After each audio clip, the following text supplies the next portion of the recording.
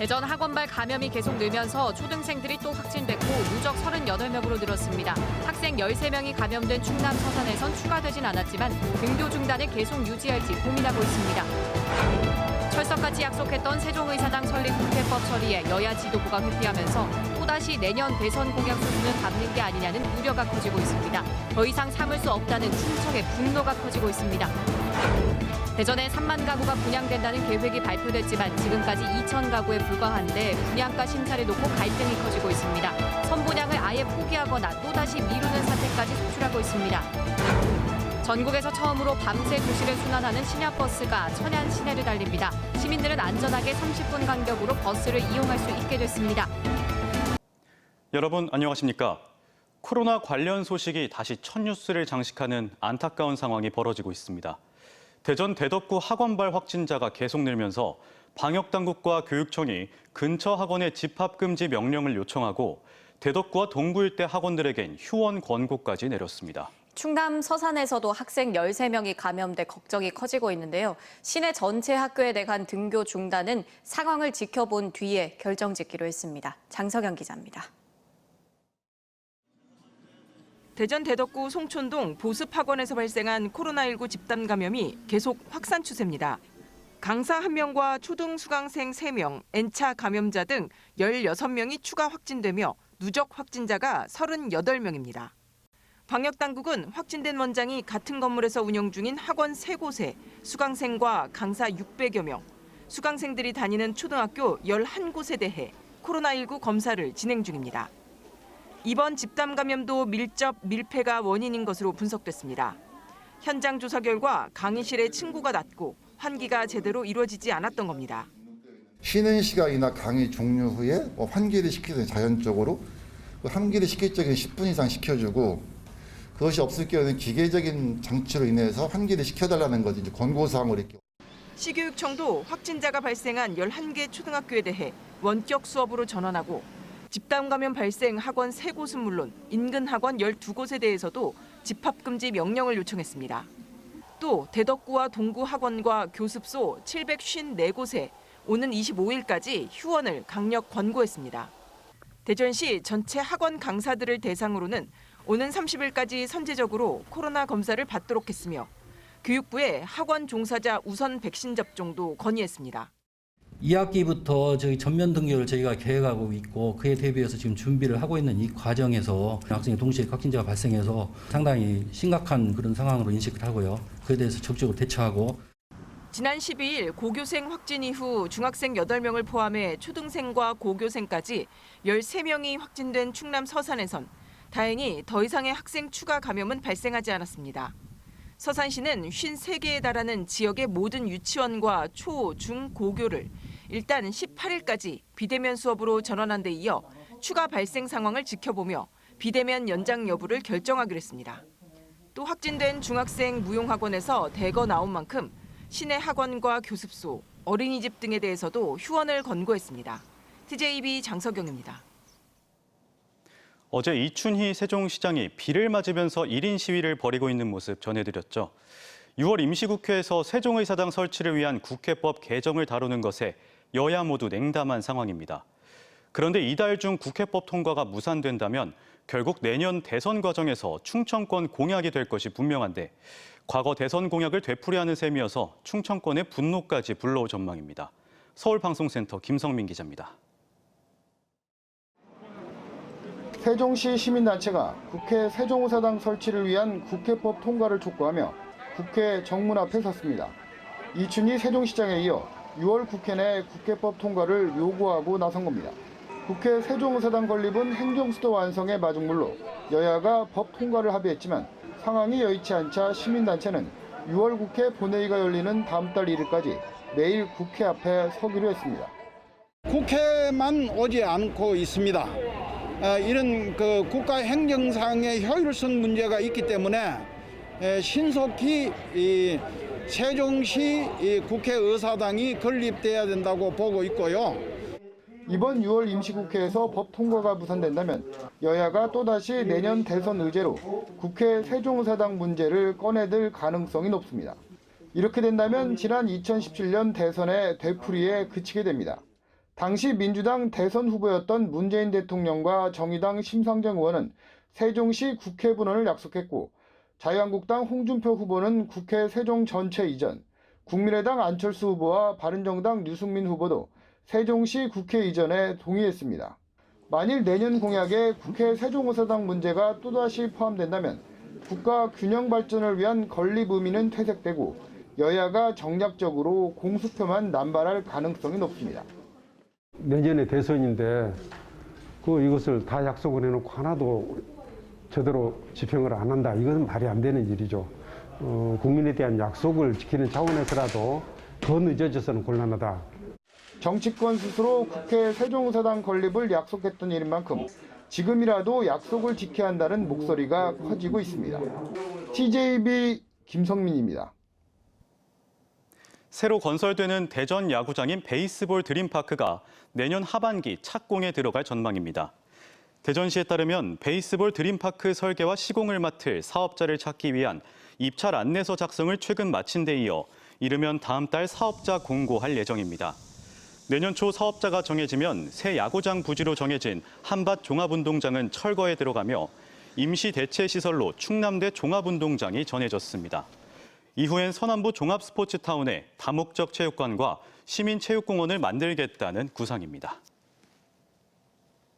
다음 소식입니다. 심야에 부득이 대중교통을 이용해야 할 때 심야버스가 있으면 얼마나 좋을까 생각하실 분들 많을 겁니다. 전국 기초단체 중 처음으로 천안에서 심야 운행이 시작됐습니다. 새벽 4시까지 거의 밤새 운행하는데 기사들이 방범 활동을 병행하면서 시민 안전도 돌본다고 합니다. 김진석 기자가 심야버스에 타봤습니다. 늦은 밤 시민들의 발이 될 심야버스가 운행을 시작했습니다. 천안 시내 3개 버스 회사에서 각 2대씩 모두 6대가 운행됩니다. 노선번호 10번을 부여받고 밤 10시부터 다음날 새벽 4시까지 배차 간격은 30분입니다. 노선은 빅데이터 분석 결과에 따라 밤늦은 시간대 유동인구가 많은 지역을 선정해 양 방향으로 운행하게 됩니다. 천안시청을 기종점으로 천안 아산역, 천안 동부역, 터미널, 두정역 등이 노선에 포함돼 특히 수도권 출퇴근자 등 시민들의 불편이 해소될 전망입니다. 기차를 타고 막차를 타고 오면은 이제 집까지 갈 교통편이 없어가지고 사실 좀 많이 불편했거든요. 심야버스가 운행한다고 하니까 이제 마음 놓고 탈 수 있겠습니다. 이번 심야버스 운행은 박상돈 시장의 제1호 공약인 스마트 교통체계 구축의 일환으로 심야버스 운행을 약속했고 이를 이행한 것입니다. 수도권 전철과 고속철도 그리고 시내버스의 종료 시간이 서로 맞지 않아서 심야 시간 이용자들의 불편이 계속되어 왔습니다.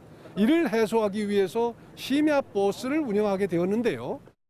천안 심야버스의 특징은 도시의 안전도 함께 책임을 진다는 겁니다.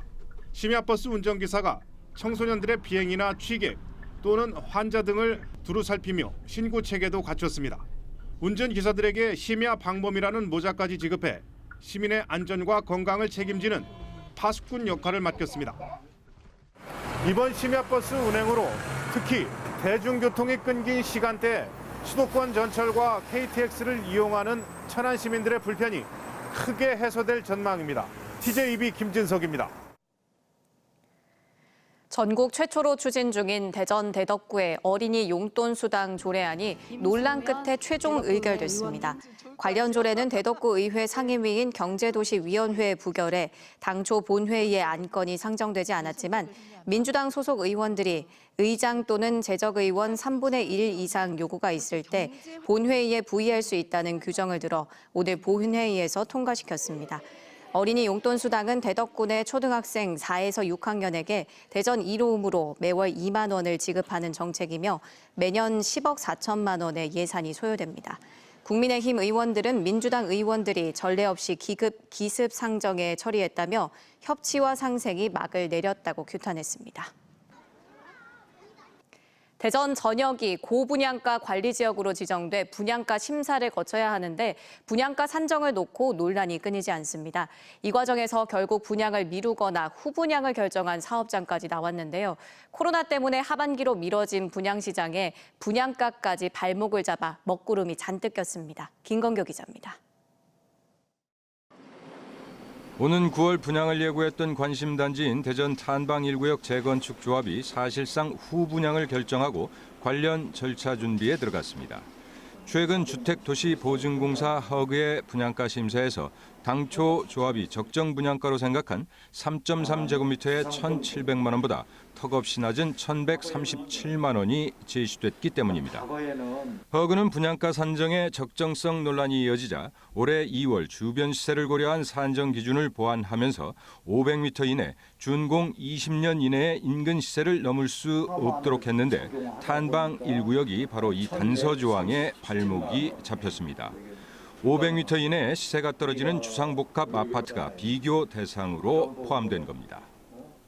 비슷한 사업지로 비교 대상지가 돼야 맞다고 이렇게 보입니다. 없으면은 주변 시세라든지 감정 평가를 한다든지 뭐 다른 원칙을 만들어서 하는 게 맞지 않나 이렇게.